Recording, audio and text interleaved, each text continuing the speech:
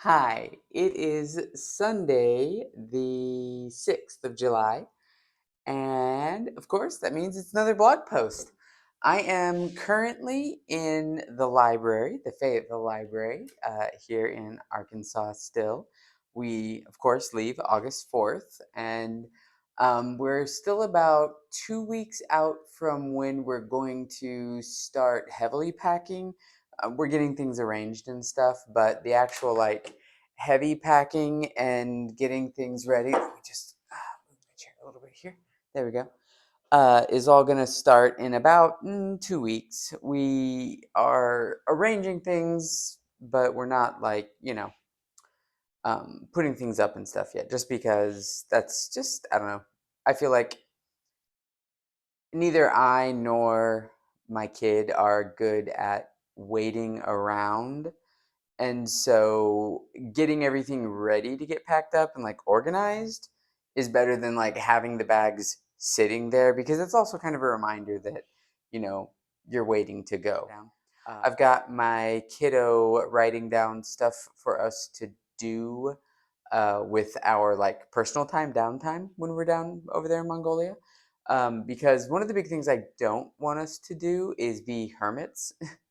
Because I know from when I was in Alaska, and just in general when I've been in other places and when I've been, you know, away, that it's very easy to uh it's very easy to let your, not anxiety is the wrong word, but it's very easy to let your insecurity, there we go, insecurity is probably the better word. You're unsure, you're in a new area, you don't know a lot about it, especially when you're maybe not confident with the language, like we're not going to be, because like I said, I was studying Spanish, not Mongolian. Um, so, not being confident and strong in the language, not being super knowledgeable about the culture in the area, it's very easy to just kind of not go out and not be in the place, which then just compounds the problem, because you don't know a lot about the area, and then you don't go out, you don't learn a lot about the area, which then just further makes it worse. And then you've been living somewhere for 2 years and people say, oh, well, what did you do? And you go, oh, well, not much, I stayed in my room and I watched Netflix when I wasn't working. And it's just like, okay, so you squandered this entire opportunity to meet new people and be in this new place and learn new things. Like, why would you do that, right? And that's definitely something I don't want to do. And I especially don't want my kiddo to do that, because, that's one of the, I guess, both great things, I guess, blessings and curses of being a parent, is that children give us a good excuse and a good motivator to be better people ourselves, so that they can be better people growing up. Basically, better, we be better so that they will be better. That's kind of how it goes, right? So, um, the other reason that I'm obviously here is I'm testing out a new camera. Trying out my mother-in-law's camera. It's really awesome. I think it's called an Osmo. I don't know. I'm looking at the thing. It's a auto gimbal and everything. You can see it's kind of tracking me. Ooh, so won't have the same kind of bumpy issues that we had on the previous one. I'm going to test it walking around. I'm going to give you a tour of the library here. We're going to visit, hopefully, I don't know what the policies are, but one of our goals is we want to visit the National Library over in Ulaanbaatar. We actually, like I said, I'm having my kiddo research uh, things to do, places to go, and specifically things that we want to see and experience in Ulaanbaatar that are, of course, we're going to do the typical things that you as a person visiting touristy would do and see. But also, since we're going to be living there for 2 years, cultural things that are, you know, things that I would expect or think that just people living in Mongolia would also, do and see, and just, it's part of their life there. But language is one of the things I wanted to talk about today, because I brought my box of stuff, tools, and things that I was doing when I was and am learning Spanish. Like I said, I started, but anyways, so I started in November, and see, I'm on camera, so immediately things that I normally just say in Spanish when I'm walking around on my own, I'm not going to say because I'm on camera, and I get nervous about sounding like I'm being disrespectful or rude about the language. But so I've got my little box here. It's funny because it's a Girl Scout cookies box, but um, but it's full of all the like the stuff that I do. So like here's my notebook of grammar stuff going through, and apparently this was something I was working on. It says Greta no pudo evitar quejarse. Tenemos pero raro. So Greta can't avoid complaining. Vegana significa no comer nada que viene de los animales. So being a vegan means that you don't eat anything that comes from animals. So I think that was because traveling in Latin America, sometimes you go to places where veganism is not common, and so it's a good idea to be able to have a nice, concise way of explaining what that means. I think it's really common in a lot of places, but just being careful and being able to explain it easily is nice. So that's just notes that I was working on, but so this is my notebook of grammar. So my thing is I'm old school when it comes to writing and stuff, and I have a tendency to do things old school, and I like to write on paper. But part of that actually is learning theory. So being a teacher, of course, I'm going to talk about learning theory. But part of that's learning theory in that um, writing things out, and whether it's writing things out or typing it, because this is not a handwriting is superior to typing, because it doesn't matter. But mechanical, doing something mechanically, or motor skills, I should say, helps with memory. Because when you do that, it activates it in a way that is really interesting. I saw and I don't know if I told the story, if I was planning on telling the story. So if I told the story in a previous blog, hey, you get to hear it again. But we went and watched a spelling bee, and it was the most interesting and fascinating thing to watch with one of the students in the spelling bee. I think the student either ended up winning or like tying for first place or something like that. I know they got into the top three. I do distinctly remember that. I just don't remember if they ended up winning it, or getting second place or tying for second or something. But one of the cool things about the student was that every time they went up to spell a word, when they started getting to the more difficult words, is the first thing they would do is they would like flick their hands forward like they were about to type on a keyboard, and then they would slowly and meticulously spell out the word and type each letter as if they were typing it out on a keyboard, in the way that you would learn to type if you were learning to type with like the home row typing in a keyboard typing class. So it was pretty obvious that the student had practiced spelling by saying the word, spelling the word like that, and typing the word, so that they had all three of those, like seeing it, saying it, hearing it, or I guess all four, and then typing it. So they got all four of those things. And I do that same thing with like my language learning. I have a lot of notes and notebooks and notepads and stuff where I'm writing these out and stuff. And there's a lot of resources you can use, like Anki Deck is something that you can use on like your phone or computer. It's good for you. Oh, but so yeah, there's one of my things of note cards. Here's my other one. This is like I think between these I have the 200 most used nouns, 200 most used verbs, and then a bunch of different phrases. Like for example, um, this one is quiso decir, you meant or did you mean? So quiso decir, right? So frase, right? So you can just pull out anything random in here and just practice it. So like uh, el hermano, the brother, right? It's a noun, right? You can just grab anything. I think I've got numbers in here up to like large things. Yeah, so 54. Yeah, 54 is what, 54? Yeah, 54. Yeah. So You just grab and pull them out whenever you're randomly sitting around and stuff, and it's just a good way to practice, right? And so within a couple of months, you can get pretty decent at. You can get to survivability, is what I call it. In a language, as long as there's sufficient content available. And some of the content that I use for practicing languages and stuff. There's more in this box, by the way. I'm going to show you, but some of the places that I use for practicing languages. I started with a site, or not a site, but a. Actually, I think she does have a site. No, she does. Butterfly Spanish was an absolutely great resource when I was first starting. Very accessible, very wonderful, great Spanish teacher. I really wish she had a Patreon or an easier way to directly donate to her aside from just donating through YouTube because she's great. Um, and then How to Spanish is probably my current favorite Spanish learning resource. I am on their Patreon, and they are wonderful. They are a Mexican couple that are just absolutely great.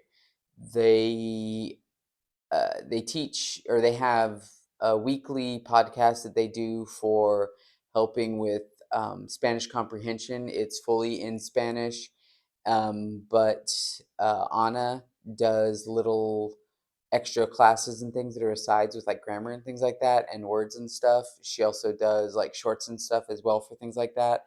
And they have a very active Discord that is marvelous for learning. Wonderful community. Really accelerated my learning using them. Andrea La Mexicana is marvelous. She used to be with Dreaming Spanish. She's on her own now. And again, absolutely great. Does weekly content, very accessible. Um, uh, Both of those two do what's called comprehensible input. So if you're the kind of person that can do comprehensible input learning, they're great if you're learning Spanish. I know that this is not talking about Mongolian stuff, but it will get back to that in just a moment because there's a point I'm making here.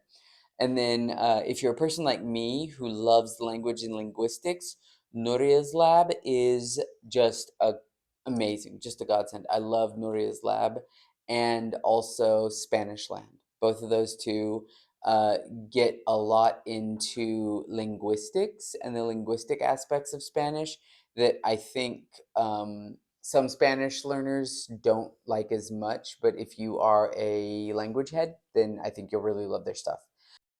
What that gets me to is that uh, trying to learn Mongolian is very different for two reasons. One, uh, language, letter-wise, las letras en español es muy similar a inglés. Uh, so, 26 letters in English, 28, 29 letters in Spanish, and all the letters we use in English, they use in Spanish. Now that the W's been added, anyways, and they have like three more letters in Spanish than we do in English. But uh, aside from the double R, and having to learn to roll your R's, it's not that big a deal, right? Um, and then the Enya, of course, but the Enya is just awesome. Enyas are awesome. Why would you not want an Enya, right? So reading Spanish is pretty easy when you learn to pronounce the languages. The languages, the letters. It's not a big deal, right? So the first big hurdle to trying to learn Mongolian for me has been that uh, first thing you got to do is you got to learn the letters because they use two scripts for Mongolian now. Primarily, apparently, they use Cyrillic, but it's a modified Cyrillic. So, like, if you spoke Russian, it'd be easier for you to learn Mongolian because just like learning Spanish from English, they use a modified version of the Cyrillic alphabet. So it kind of is similar with a little bit of difference, kind of like how you've got the L in Spanish and then the double L sounds like a ya. So you have a similar thing like that from the Russian alphabet to the Mongolian alphabet, right? Um, and then of course they've got the traditional Mongolian alphabet that's used in Inner Mongolia that they're starting to bring into Mongolia, which I think is pretty awesome. However, the problem with both of those is that I don't read either of those alphabets. So I'm having to try to learn that. And I have all of one major resource for that. So let me finish going through my Spanish resources. So I've got my notebook there that I've got my other notebook here that I started with that actually has my personal motto on it in Spanish, which is Siempre estoy aprendiendo, pararé cuando muera, tal vez, right? So I'm always learning. I'll stop when I'm dead, maybe, right? Um, Stuff that I've written there. And then I've got My Life in Spanish. This is from How to Spanish. It's a book to help you go through daily of stuff to, work through your Spanish.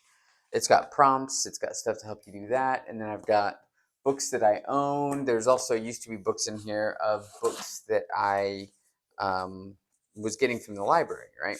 So I've got resources upon resources upon resources. And then that same person, Oli Richards, there's another one that is for German, so I can brush up on my German because, ich spreche ein bisschen Deutsch. So might as well brush up on that one as well. And I can find all kinds of resources for German, for Spanish. If I wanted to learn Japanese, not what I'm going for now, I could find all kinds of resources. I listed off a bunch of sites today, or a bunch of websites, a bunch of YouTube stuff. I've got books, I've got all kinds of stuff, right? Now, let's compare that with my Mongolian resources. And that is the point that I'm making. I have looked quite a bit. And locally, I have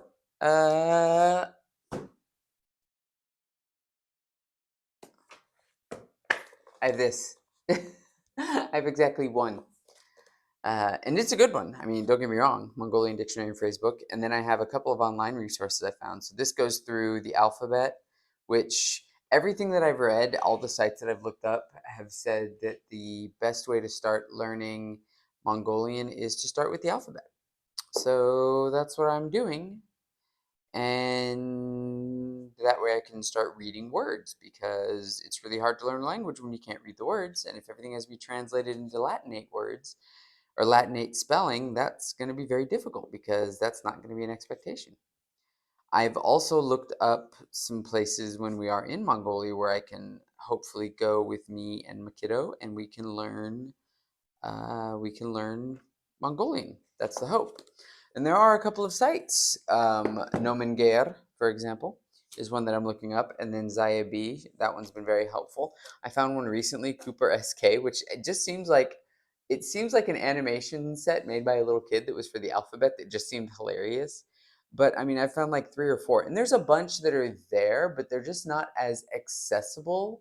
Um, and that's kind of the difficulty that I've been having finding Mongolian stuff is that in addition to stuff that's focused on teaching Mongolian language and culture, it's also just hard to find Mongolian content.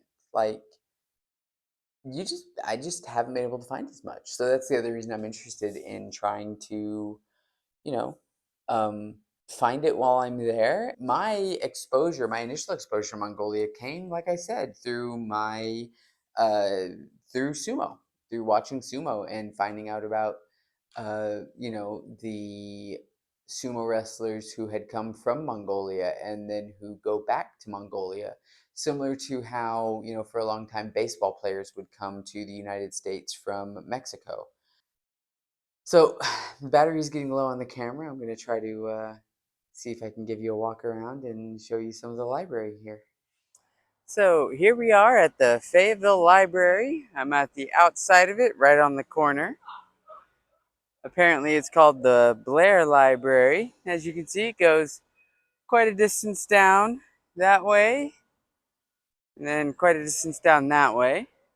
I got permission to film on the inside as long as we don't bother people, so we're going to go ahead and do that. So if I get quiet at times, it's just because I'm trying to, be quiet as we're walking around inside. So let's go on in, and we'll see what it's like.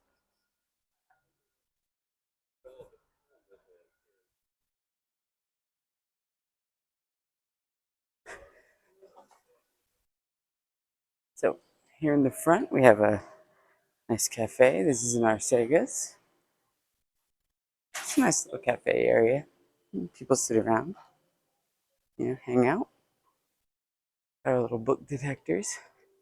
Got a front counter area here. Off to the side, there's a community area. I think right now they're doing a concert of some kind.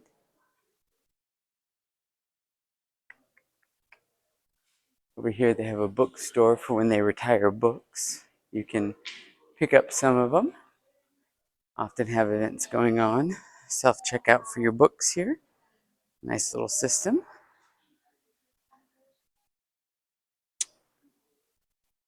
So, for the general section of the library, you've got your. Oh, this part's always fascinating. I'll come over here first.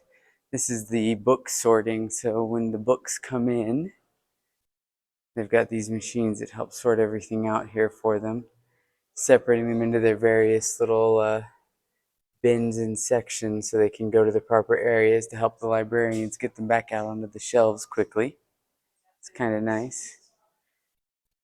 But the library is generally separated into two floors. We'll go check out the upper floor first. That is our non-fiction section. So let's see if I can.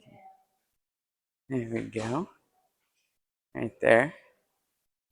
So we're going to go up the sections here. No food or drink. Make sure my mate is closed. Okay.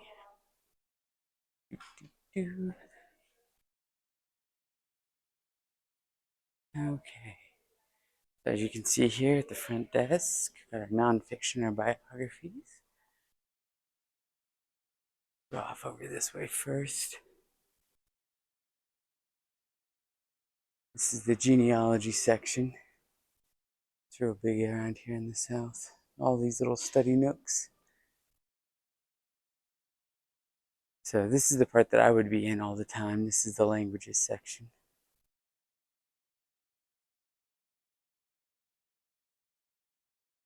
And as you can see, this kind of will get into what I was talking about here. You get your Spanish. Right?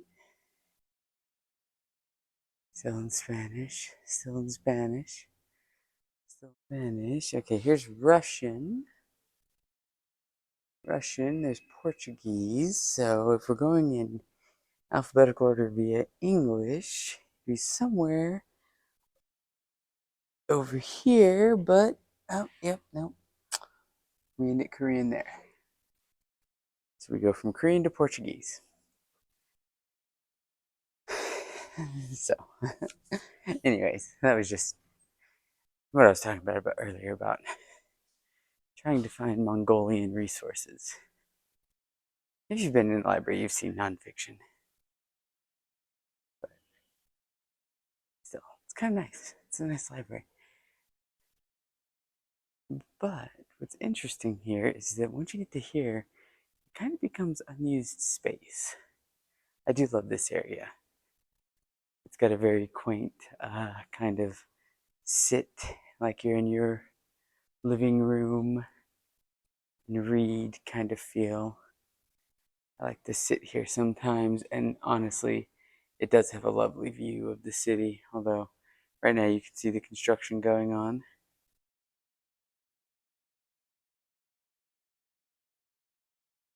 But see, but then back here in this area, it's not being used yet. Room for expansion. See, and study rooms.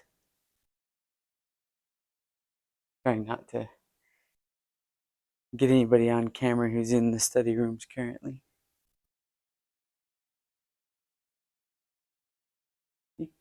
Beautiful views. Beautiful views. So past those houses down there is the bike trail, which I don't know if you can see it, but down over there, you can see that path that goes into the woods down there. That's the bike trail. And then there's a nice walking park area that they've installed back there hidden in those trees. That's one of the things that's nice about Fayetteville is that for all that it's got all these hills and things, that it can sometimes be a bit annoying to walk around in because of the hills. They did a really good job with trying to make sure that there were trees. I think they have like a city ordinance about if you do construction, you have to put a certain number of trees in for as part of your construction. And then over here, you get into more study area. And then, so I'll pass some people here. Same thing here, you get into more computer study. We're going to get quiet. You can bring your own computer, and then they've got a computer lab area here where you can bring your computer and have computer stuff set up, and kind of a teaching space in there. Let's get too many people on camera, so if you see walls, that's why. Don't want to have to try to blur too many faces out. I know it's not necessary, it's not required legally, but you know, it's polite. So then we get into this area and we're into nonfiction again. Let's get over here so we got some people in the seats. See? And then the whole area is biographies and various nonfiction. Let's see if we can get to an area where we can see the view from this side. This is where I used to love to go before they built the expansion. I love the library expansion, but there we go. Now you can see the view here.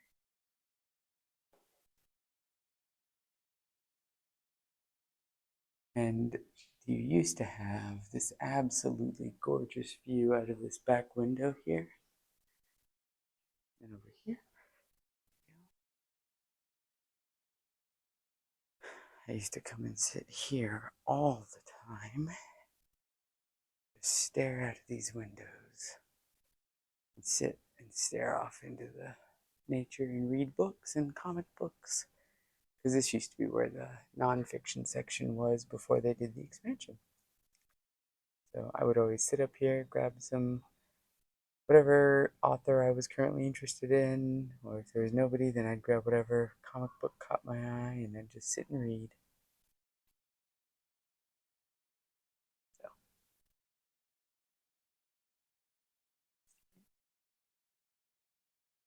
hi. Let's go back here towards the middle. See, they've got all these nice little lovely seating areas here. Just giving you guys a tour here.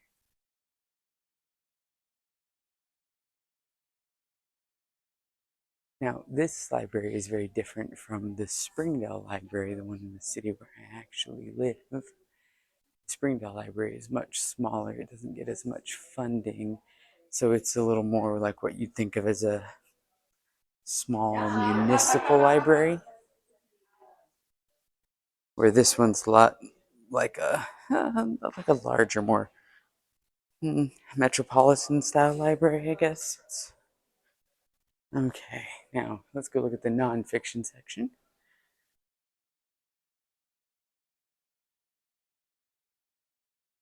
Here's another computer area here, doing their things. And this is our fiction section. Quite large. I don't think it's larger than, I think it's smaller than the nonfiction section. So that's kind of what you would probably expect. Weave our way through and make sure that we're filming people doing their thing. So we'll see if there's anybody out on the terrace right now. We got there. Okay, yeah, we can go ahead. So this is the terrace area. We won't go out there because there are people out there, but you can see the terrace. There's all these nice, lovely swings and things, tables, and it's just a great place to sit, especially in the spring and the fall. I'm going to go show you one of my other favorite things that they've installed here. I'm going to aim up some so that we're avoiding. So this is the digital media area. You can get all of your Blu-rays, CDs, DVDs, Blu-rays, and then we have new releases of all kinds of things here set out, and of course art. I know that the angles I'm doing, but this area has a lot more people in it, so we're trying to make sure that we're being, like I said, nice and respectful. There we go. See? These are Audiobooks. So in addition to the audiobooks, one of the other things that you can do is, I love the little captions they put up. But in addition to the audiobooks, one of the other things that you can do is uh, digital audiobooks. So they have an app that you can use where uh, you can actually go check out audiobooks and PDFs and stuff online as well. See, they also have music. See, so CDs and stuff. And just like it says, so if you're a audiophile, you have all that there. So I'm very interested to see how things compare to the National Library. Because this is, I will say, quite a large and well-funded library.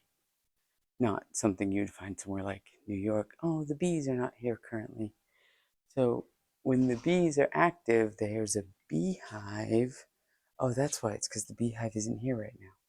So they sometimes have a beehive that they will put out in this area for the pollinators, which I guess it's not the time for it, but when they do, they'll put a camera in right here so that you can actually see into the beehive.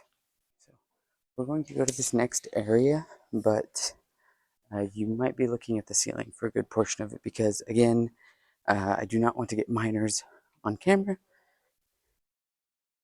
but there's a section that I want to get to that we have to go past the minors area. So we're going to be very careful here. So this is the book holding area. It's pretty cool. So again, we're going to not film the children's library area, but I'm going to kind of show you the area here where it is. So we might be looking at the floor for most of it. So another book checkout area, and then this is where the holds and the reservations go. Look at how big that is. That's enormous, right? So we're going to come back over here. Okay, and so the trick to this is we're going to go downstairs. I'm going to explain what we're passing, but we're going to look outside. So just so that you can see, so the way this works is the teen area is up over here. The not teen but not little kids area is upstairs on the other side, and then the really little kids area is downstairs in the bottom over uh, to the left. But we also have a makerspace that I'm going to show you, and then there's something past the kids area that I'm going to show you. So we're going to kind of walk that way. So I'll explain what we're walking past as we go. Oh, also this art installation is really neat. So this is keys of various kinds.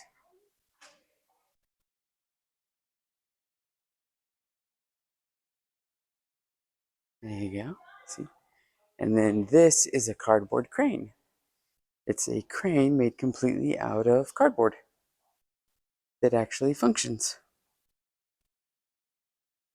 Cardboard and string. And it can lift that, I think that's a 1 gallon jug, so 8 pounds. Pretty impressive. Okay, so this is the makerspace. I think it's currently closed because it's Sunday. But this is the makerspace. So it is closed right now because it is closed on Sundays.